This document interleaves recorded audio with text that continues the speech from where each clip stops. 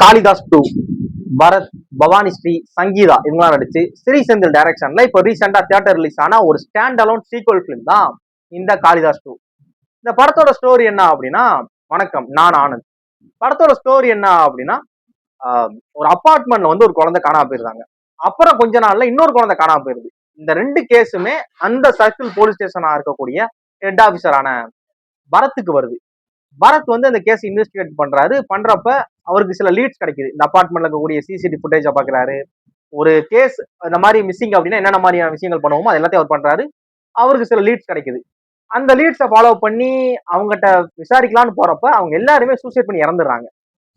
என்னடா இது சூசைட் பண்ணி இறந்துடுறாங்க அப்படின்னு சொல்லி நம்ம கிடைக்கிற லீட்ஸ் எல்லாமே ஒரு டெட் எண்டா போய் முடியுது. அப்படிங்கிறப்ப ஃபர்தரா அந்த கேஸை அவர் எப்படி மூவ் பண்ணாரு, காணாம போன அந்த 2 குழந்தைகளை காப்பாத்தினாங்களா காப்பாத்தலையா, அந்த குழந்தைங்க யாரு கடத்துனா, இல்ல அவங்களா தொலைஞ்சு போயிட்டாங்களா அப்படிங்கிற ஒரு police investigation crime thriller film தான் இந்த காளிதாஸ் 2.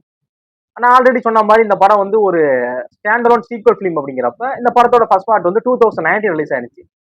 ரெண்டுக்குமே காமனா இருக்க ஒரு விஷயம் என்ன அப்படின்னா, ரெண்டுலயுமே பரத் போலீஸ், அவ்வளவுதான். மற்றபடி அந்த படம் பார்த்தாதான் இந்த படம் புரியுமா, அந்த படம் பார்த்துட்டு தான் அந்த படத்தை பாருங்க அப்படிங்கிற கமிட்மெண்ட்லாம் கிடையவே கிடையாது.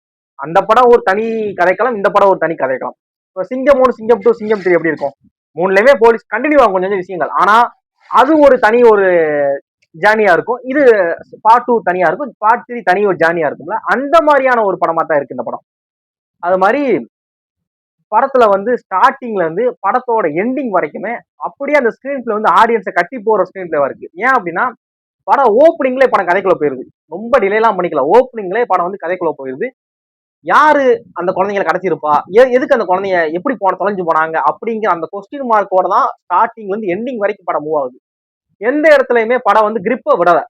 ஓப்பனிங்ல பிடிச்ச அந்த கிரிப்பு கிளைமேக்ஸ் வரைக்கும் இருக்கு. நீங்க ஒரு படத்துக்கு போய் படத்தை பார்க்க ஆரம்பிச்சீங்கன்னா இடையில எந்த இடத்துலயுமே வேற எதையோ யோசிக்கிறதோ இல்ல போன் பாக்குறதோ அங்க மாதிரி டிஸ்ட்ராக்ஷனே இருக்காது. ஏன்னா படம் வந்து அவ்வளவு இன்ட்ரெஸ்டிங்கா அடுத்து என்ன நடக்க போகுது அப்படிங்கிற அந்த திக் நிமிடங்கள், அந்த ஒரு நிமிடங்கள்ல தான் படம் மூவ் ஆகுது. ஓகேவா? அது மாதிரி இவ்வளவு சீரியஸான படங்கிறப்ப ஏதாவது சின்னதா ஒரு லைட்டா ஒரு ஸ்பீட் பிரேக் மாதிரி காமெடி இருக்கான்னா அது நிச்சயமா இருக்கு. அந்த படத்துல வரக்கூடிய ஒரு ஏட்டு போலீஸ்கார் ஒரு மீச வச்சவர், அவரு ஒரு 2-3 இடங்கள்ல அவர் அடிக்க சின்ன சின்ன காமெடி பயங்கரமா சிரிப்பு வருது. ஏன்னா படம் ரொம்ப சீரியஸான படங்கிறப்ப சின்னதா அவர் அடிக்கிற காமெடி கூட நல்லா சிரிப்பு வருது அந்த காமெடி எல்லாம். அப்புறம் பவானி ஸ்ரீ இந்த படத்துல ஒரு ஒரு ஐபிஎஸ் ஆபீசரா நடிச்சிருக்கிறாங்க. அதான் படத்துல வந்து சின்னதா ஒரு சின்ன ஒரு பாலிடிக்ஸ் ரிலேட்டடா லைட்டா ஒரு கண்டென்ட்டா நாசுக்கா பேசிட்டாங்க. என்ன அப்படின்னா, இப்ப நீங்க வந்து உண்மையிலேயே ஒரு ஒரு ஸ்டேட் ரேங்க் வாங்கி ஒரு யூபிஎஸ்சி கிளியர் பண்ணி இந்த மாதிரி பொசிஷனுக்கு வந்து கஷ்டப்பட்டு படிச்சு ரொம்ப டஃப் டாஸ்க் தான் பண்ணி உள்ள வந்திருக்கலாம். ஆனா கிரவுண்ட் ரியாலிட்டி என்ன தெரியும் யாரு அப்படின்னா, அது எக்ஸ்பீரியன்ஸான ஸ்டாஃப் தான் தெரியும். ஒரு ஐபிஎஸ் ஆபீசர் வந்து சடனா ஒரு ஒரு லொகேஷனுக்கு வந்து அலாட் பண்றாங்க, அவர் தான் அந்த இடத்தோட ஐபிஎஸ் ஆபீசர் அப்படின்னு சொல்லி ஒரு டிஸ்ட்ரிக்ட்டுக்கு பண்றாங்க அப்படின்னா அந்த டிஸ்ட்ரிக்டோட ஒரு கிரவுண்ட் ரியாலிட்டி என்ன, அங்க என்ன மாதிரியான பிரச்சனைகள் நடக்கும், என்ன மாதிரியான கலவரங்கள் நடக்கும், அங்க என்ன மாதிரியான சூழல் நிலவிக்கிட்டு இருக்கு அப்படிங்கிறது அங்க இருக்கக்கூடிய பல வருஷமா அங்க ஒர்க் பண்ண ஒரு சாதாரண ஒரு ஏட்டுக்கோ ஒரு கான்ஸ்டபிளுக்கோ ரைட்டருக்கோ இவங்களுக்கு தான் தெரியும் அப்படிங்கிறத ரொம்ப அழகா காமிச்சிருந்தாங்க. ஏன்னா அவங்க வந்து படிச்சு வந்திருக்காங்க. அதாவது நல்லா பாத்தீங்க அப்படின்னா நம்ம தியரிட்டிக்கலா படிக்கிறத ப்ராக்டிக்கலா அப்ளை பண்ண ரொம்ப கஷ்டம் உண்மையாவே. அவங்க இப்ப நிறைய விஷயங்கள் படிச்சுட்டு வந்திருக்கலாம், நிறைய நாலேஜாபும் ஆளா இருக்கலாம். ஆனா கிரவுண்ட் ரியாலிட்டிங்கிறது வேற டோட்டலா. அது வந்து அதுக்கும் லாவுக்கும் டோட்டலா வேற வேறையா இருக்கும். அதை நல்லா அழகா காமிச்சிருந்தாங்க படத்துல. அப்புறம் சங்கீதா, இந்த சங்கீத கதாபாத்திரம் படத்துக்குள்ள நடிக்கிறாங்க அப்படிங்கிறப்ப சின்னதா ஒரு எதிர்பார்ப்பு இருக்கு. ஏன்னா இந்த மாதிரியான கிரைம் த்ரில்லர் பிலிம்ல எல்லாம் பாத்தீங்க அப்படின்னா யார ஒரு ஆளா புதுசா கொண்டு வராங்க, ரொம்ப பழைய விண்டேஜ் ஆக்டர்ஸோ ஆக்டரையோ கொண்டு வராங்க அப்படின்னா நமக்கு அவங்க மேல ஒரு சின்னதா ஒரு ஒரு எதிர்பார்ப்பு போய்கிட்டே இருக்கும். போர் தொழில் படத்தை எடுத்துக்கோங்க, வதந்தி அந்த வெப் சீரிஸ் எடுத்துக்கோங்க அப்படின்னு சொல்லி அது மேல ஒரு சின்ன எதிர்பார்ப்பு போகும். அதே மாதிரி இவங்க மேலேயுமே நமக்கு ஒரு சின்ன எதிர்பார்ப்பு போகுது, ஒரு வேலை இவங்களா இருக்குமோ அப்படிங்கிற மாதிரி எதிர்பார்ப்பு போகுது. ஓகேவா? அது மாதிரி படத்துல வந்து நீங்க வந்து இந்த படத்துல இந்த குழந்தைய காணாம போயிட்டாங்க ஒன்ஸ் கதைக்குள்ள நீங்களுமே இன்வால்வ் ஆக ஆரம்பிச்சிட்டீங்க அப்படின்னா நீங்களும் யோசிக்க ஆரம்பிச்சிருவீங்க, யாரும் இந்த குழந்தைய நடத்திருப்பா, இவங்களா இருக்குமோன்னு சொல்லி ஒரு 4-5 பேரை நீங்க கெஸ் பண்ணுவீங்க. ஓகேவா? அந்த 4-5 பேர்ல ஒரு ஆள் தான் வில்லனா இருப்பாங்க. ஆனா படத்தோட கிளைமேக்ஸ்ல டோட்டலா வேற ஒருத்தர் வந்து படத்தோட கிளைமேக்ஸ்ல வில்லனா காமிச்சு நம்மள அப்படியே ஆஃப் பண்ணிடுவாங்க. அந்த கிளைமேக்ஸ் நீங்க எதிர்பார்த்திருக்கே மாட்டீங்க, அதை நான் ஷுவரா சொல்லுவேன். மற்றபடி படத்துல சில ஸ்கிரீன் பிளேவை மேபி கெஸ் பண்ற மாதிரி தான் இருக்கு.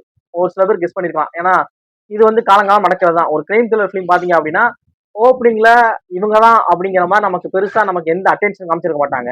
ஆனா படத்தோட கிளைமேக்ஸ்ல பாக்குறப்ப ஓ இவங்க தானா அப்படிங்கிற மாதிரி சின்ன சின்னதா ஒரு மைனூட்டான விஷயங்கள் அவங்க மேல லைட்டா காமிச்சிட்டே இருந்திருப்பாங்க. நம்ம பெருசா அதை வந்து நோட்டீஸ் பண்ணிருக்க மாட்டோம். அது இதுலயுமே காமிக்கிறாங்க. அப்புறம் படத்துல வந்து நிறைய அந்த திக் திக்கான நிமிடங்கள் ஆகட்டும், படத்தோட மியூசிக் ஸ்கோர் வந்து அந்த சீனை அந்த மூடை எப்படி என்ஹான்ஸ் பண்ணலாம், படம் அந்த ஒரு கேள்விக்குறி அந்த கேள்வி நோக்கி தான் போகுது. அதான் நம்மள படத்துல போய் உட்காந்து பார்க்க ஆரம்பிச்சதுக்கு அப்புறம் படத்தை தவிர்த்து வேற யோசிக்க தோணல. ஒரு போன் பாக்குறதோ அதெல்லாம் நடக்கும், அசால்ட்டா பண்ணுவேன். அது எதுவுமே இல்லாம படத்தை மட்டும்தான் இது பண்ண தோணும். அது மாதிரி படத்துல ஒரு நெகட்டிவா நான் ஃபீல் பண்ணது என்ன அப்படின்னா சிஜிஐ ஒர்க் வந்து பெட்டரா பண்ணிருக்கலாம் அப்படிங்கிற மாதிரி தான். ஏன்னா ஒரு சீன்ல பாத்தீங்க அப்படின்னா ஒருத்தர் வந்து தன்னைத்தானே கொளுத்திக்கிற மாதிரி சீன், தீ குளிக்கிற மாதிரி ஒரு சீன். அந்த தீ குளிக்கிற சீன்ல ரொம்ப அப்பட்டமா தெரியுது அது வந்து சிஜிஐ ஒர்க் அப்படின்னு. ஏன்னா நானே கண்டுபிடிச்சேனே, பெருசா சிஜிஐ ஒர்க்லாம் கண்டுபிடிக்க தெரியாது. நானே கண்டுபிடிக்கிறேன் அப்படின்னா எக்ஸ்பர்ட்ஸ் எல்லாம் ஈஸியா கண்டுபிடிச்சிருவாங்கல்ல. அந்த இது வேற மாதிரி பண்ணிக்கலாம் அப்படிங்கிற மாதிரியும். இன்னொன்னு மொட்டை மாடியை வச்சு ஒரு சின்ன ஒரு ஸ்கிரிப்ட் பண்ணிருப்பாங்க. அந்த மொட்டை மாடல அந்த மொட்டை மாடல வந்து ஒரு சின்ன சீன் பிளே பண்ணிருப்பாங்க. அந்த சீனோட எக்ஸிகியூஷன் தப்பா இருந்த மாதிரி எனக்கு ஃபீல் ஆச்சு. கன்வின்சிங்கா இல்ல. அதாவது மேபி இது எப்படி இருந்துக்கலாம் அப்படின்னா டைரக்டர் வந்து ஒரு சீனை டெவலப் பண்ணிட்டு போயிருக்கலாம்.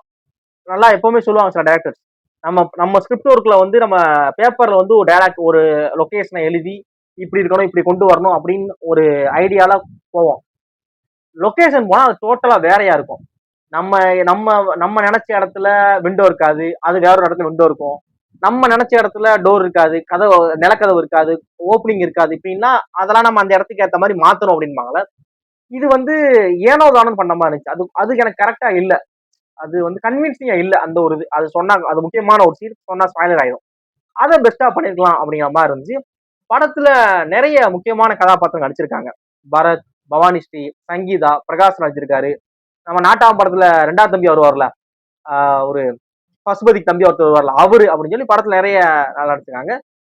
பிரகாஷ் ராஜுக்கும் அந்த நாட்டாம் படத்துல தம்பி வருவருக்குமே சின்ன ஒரு ஸ்கிரீன் ஸ்பேஸ் தான், அவ்வளவுதான். மத்தபடி ரொம்ப ஒரு படம் ஃபுல்லா அப்படிலாம் இல்ல. சின்னதா ஒரு ஸ்கிரீன் ஸ்பேஸ் கொடுத்துருக்காங்க, அது நல்லா பண்ணிருக்காங்க. மத்தபடி சங்கீதா, பவானி ஸ்ரீ, பரத் அப்படின்னு சொல்லி படத்துல அபர்ணதி இவங்க எல்லாத்துக்குமே படத்துல நல்லா இது பண்ணிருக்காங்க. படம் வந்து படத்தோட ஸ்கிரீன் பிளே படத்தோட ஒரு ஒரு பெஸ்ட். ஏன்னா ஒரு படத்துல பாத்தீங்கன்னா ஸ்டோரி வந்து எல்லா படங்களும் காமனா தான் இருக்கும். ஸ்டோரிய ஒரு பிளாட்டா எடுத்துக்கிட்டீங்கன்னா நிறைய படங்கள் சேமா தான் இருக்கும். ஆனா அந்த படத்தை வந்து இதா கன்வே பண்றாங்க பாத்தீங்களா, ஸ்கிரீன் பிளேல நம்மள வந்து ஆடியன்ஸ் இந்த 2.5 மணி நேரம் உட்கார வைக்கிற சாமர்த்தியம் இருக்குல்ல, அத டைரக்டர் ஸ்ரீ செந்தில் சூப்பரா பண்ணிருக்காங்க. நான் சொன்ன அந்த சிஜி ஒர்க் மட்டும் தான், சிஜி ஒர்க் அந்த சீன் தான் எனக்கு பிரச்சனையா இருந்துச்சு. மத்தபடி படம் ஒரு அபோவ் ஆவரேஜான ஒரு படம் பார்த்த ஃபீல் தான். படம் பெருசா எந்த இடத்துலயுமே டிசப்பாயின்மெண்ட் பண்ணல. படம் வந்து ஒரு ஸ்டார்டிங்ல இருந்து அந்த ஒரு கிளைமேக்ஸ் வரைக்கும் ஒரு பீக்லயே இருக்கு.